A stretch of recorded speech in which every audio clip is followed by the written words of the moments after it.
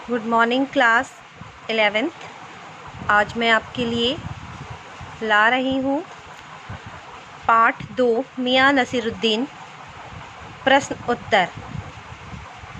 तो आपकी रिक्वायरमेंट थी कि मैम हमें चैप्टर्स की क्वेश्चन आंसर दीजिए।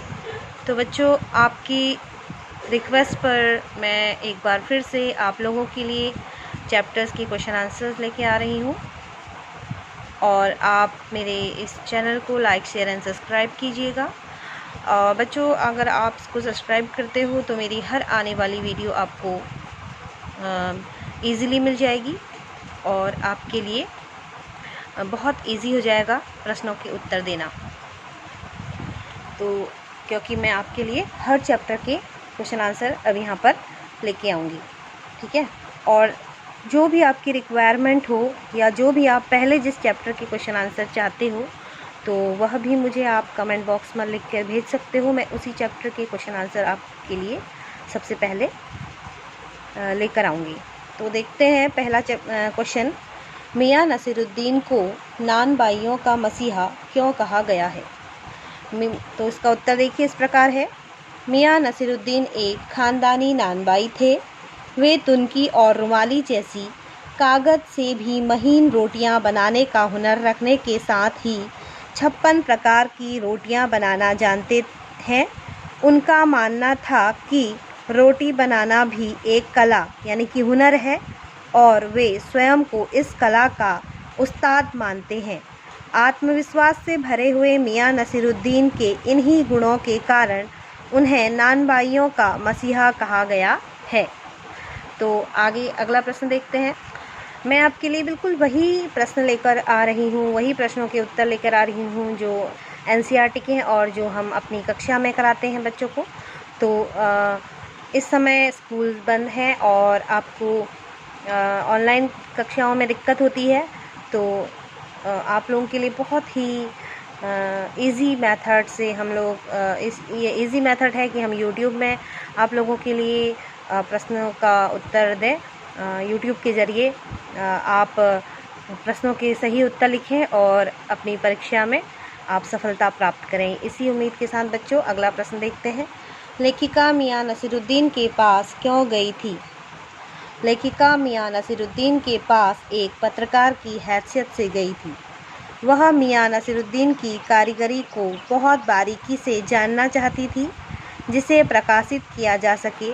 इसलिए रोटियां खरीदने के बजाय उसने उससे कुछ प्रश्नों के उत्तर जानने चाहे।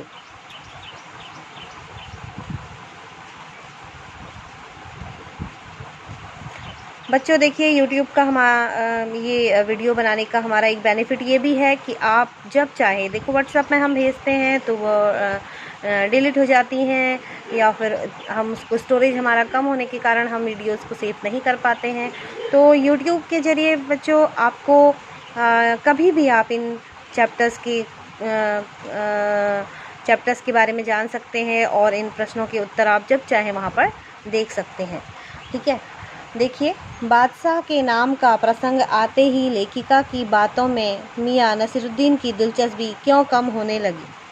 बादशाह के नाम का प्रसंग आते ही मियाँ नसीरुद्दीन की रुचि लेखिका की बातों में इसलिए कम होने लगी क्योंकि इस प्रसंग के तथ्यों का उन्हें ठीक से ज्ञान नहीं था। उन्होंने ये सभी बातें अपने पूर्वजों से सिर्फ सुनी थी, जिस कारण लेखिका के इस प्रकार के प्रश्न को सुनकर मियाँ मुश्किल में पड़ गए थे। अगला प्रश्न देखो, पाठ में मियाँ नसीरुद्दीन का शब्द चित्र लेखिका ने कैसे खींचा है। पाठ में मियाँ नसीरुद्दीन का शब्द चित्र लेखिका ने इस प्रकार खींचा है। मौसमों की मार से पका चेहरा, आँखों में काइयाँ, भोलापन और परेशानी पर मजे हुए कारीगर के तेवर। बिल्कुल सटीक प्रश्नों के सटीक उत्तर आपको यहाँ पर मिलेंगे।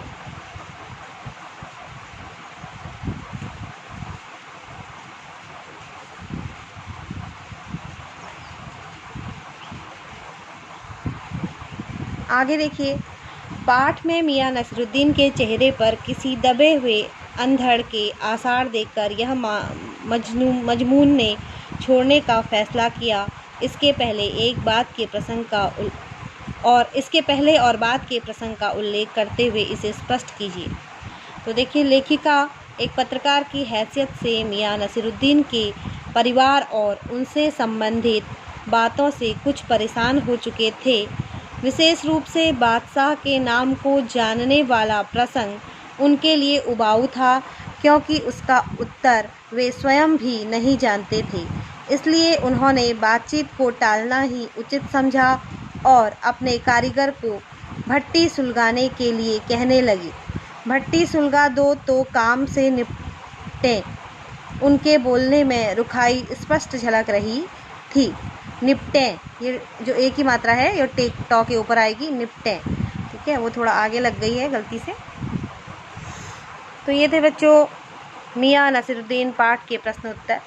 उम्मीद है आप सबको बहुत पसंद आए होंगे और आप कमेंट बॉक्स में मुझे कमेंट करके बताएं कि आपको प्रश्नों के उत्तर कैसे लगे और